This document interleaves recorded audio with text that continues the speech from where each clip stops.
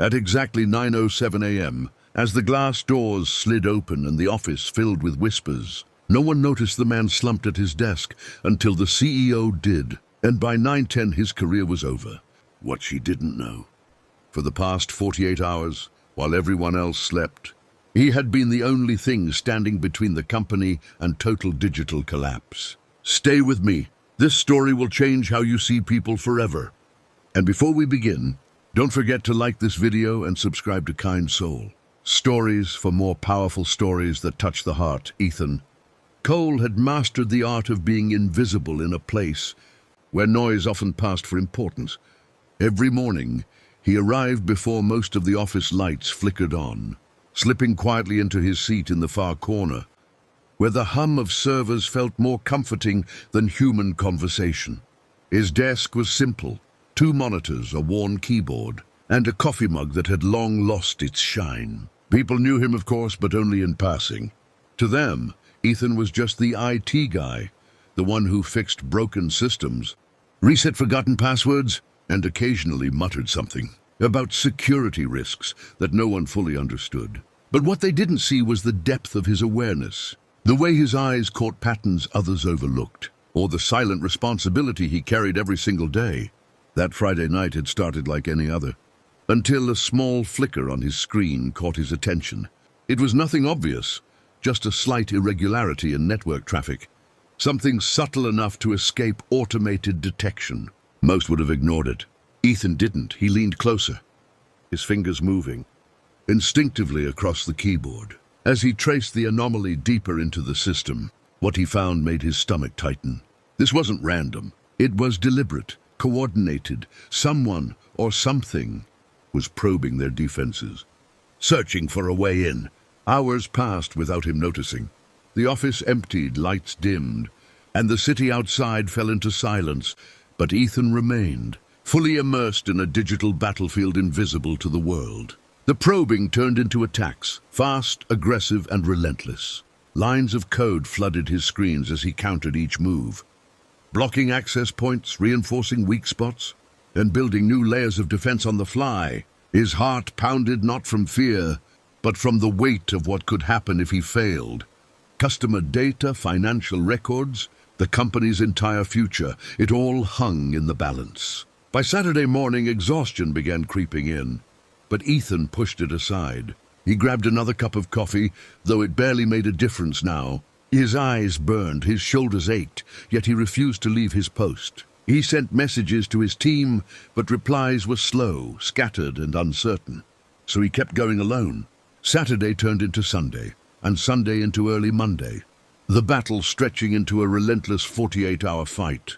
By the time dawn broke on Monday, Ethan had done the impossible. He had stopped the attack.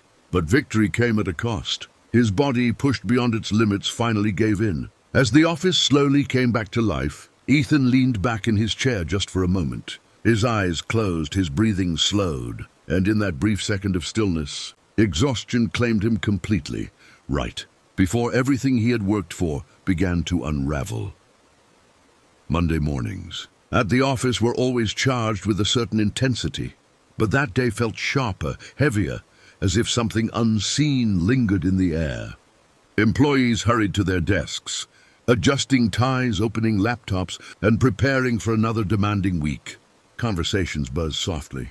But everything shifted the moment Claire Whitmore stepped through the glass doors. Her presence alone commanded attention. Known for her precision and uncompromising standards, she carried herself with the confidence of someone who had built success through discipline, not excuses. To her, every detail mattered, and every employee represented the company's image. As she walked past rows of desks, her eyes scanned the room with quiet authority until they stopped. There, in the far corner, sat Ethan Cole, slouched in his chair, completely still.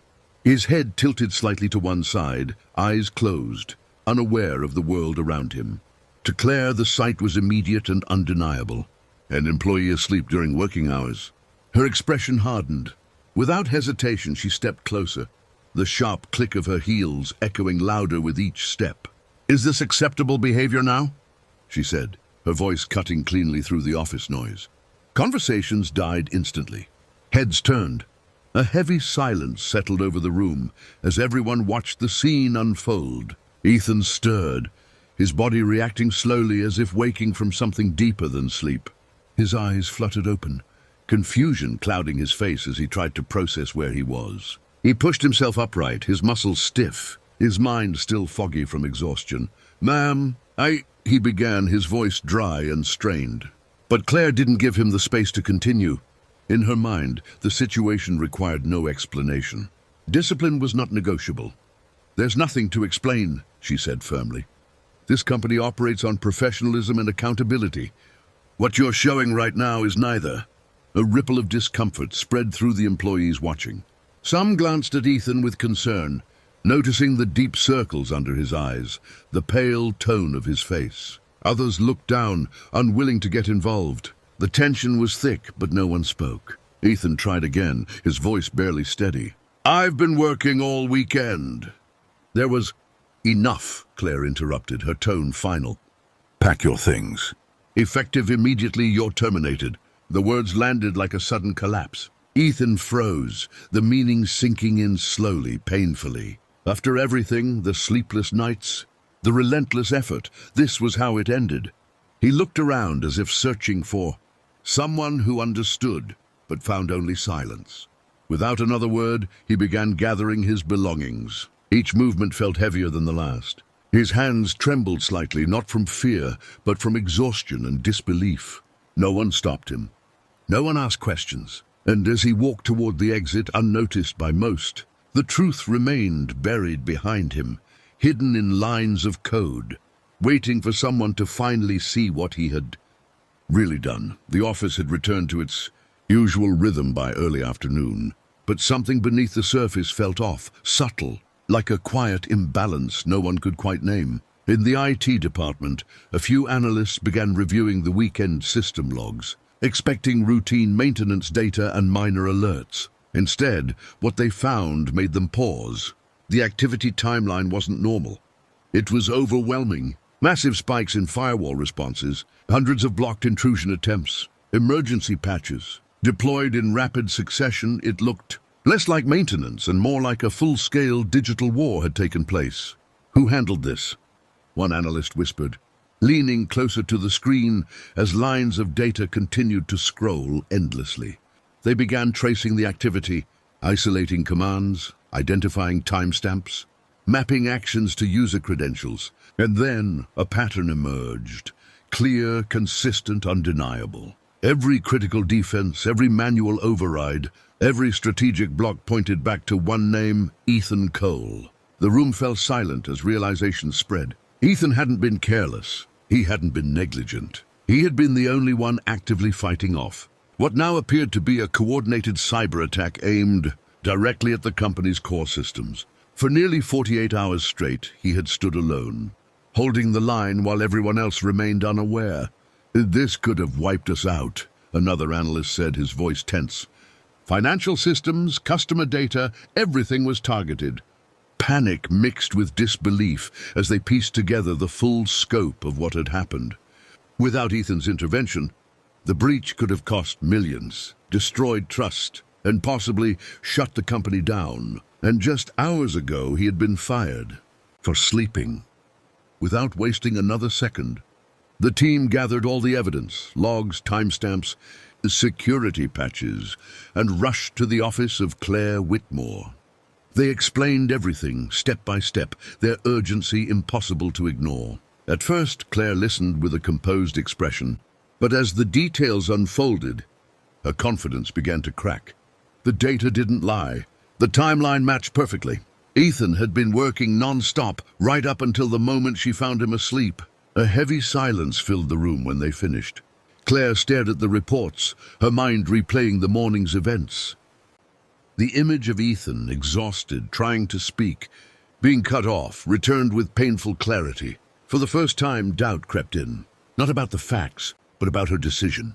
She had acted quickly, decisively, and completely wrong. Meanwhile, across town, Ethan sat alone in a quiet cafe, staring blankly at his coffee as it slowly went cold. He wasn't thinking about the attack anymore.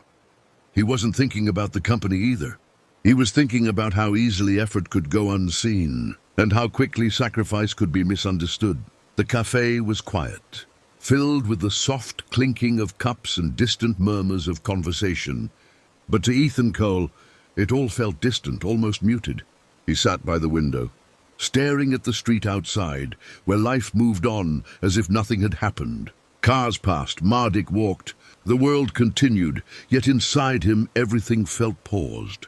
His coffee had gone cold, untouched, much like the recognition he never received. He wasn't angry, not in the loud, explosive way people expect. Instead, there was a quiet heaviness, a deep exhaustion that went beyond the physical. He had done what he believed was right, and somehow it still hadn't been enough. The sound of the cafe door opening barely caught his attention until a familiar voice broke through the silence. Ethan. He looked up, surprised to see Claire Whitmore standing there, no longer surrounded by glass walls or authority, but simply as a person. For a brief moment, neither of them spoke. The distance between them carried everything that had gone unsaid. Claire took a slow step forward, her usual confidence replaced with something more human, hesitation. "May I sit?" she asked softly. Ethan nodded, unsure of what this moment would bring. She sat down across from him, placing a folder gently on the table. "I've seen everything," she began, her voice steady but weighed with sincerity. "The logs, the reports, what you did this weekend." She paused, choosing her words carefully. "You didn't just do your job, you protected this entire company." Ethan glanced at the folder but didn't open it. "I wasn't looking for recognition," he said quietly. "I just didn't want things to fall apart." Those words lingered between them, simple yet powerful. Claire felt their impact deeply. For years, she had believed leadership meant being decisive, firm and unwavering. But now she saw the flaw in that thinking. She had been so focused on maintaining standards that she forgot to understand the people behind them. "I made a mistake," she admitted, meeting his eyes. "I judged too quickly. I didn't listen. And I let that cost us someone invaluable." Her voice softened further. "I'm here to ask you to come back, not just as an employee, but as someone we trust to lead our cybersecurity efforts. This time, your voice will matter." Ethan sat quietly, absorbing her words. This wasn't just about returning to a job. It was about whether things would truly change. After everything, trust wouldn't come easily. But as he looked at Claire, he saw something different, genuine understanding. Not authority, but humility. And sometimes that makes all the difference. After a long pause, Ethan gave a small nod. Not out of obligation, but because he believed, maybe this time, things could be different. And as they stood to leave, both of them carried something new. Ethan, a sense of recognition he never asked for. And Claire, a lesson she would never forget. That true leadership begins the moment you choose to understand before you judge. If this story moved you, don't forget to like, share, and subscribe to Kind Soul Stories, because stories like these remind us to lead with empathy, not assumptions.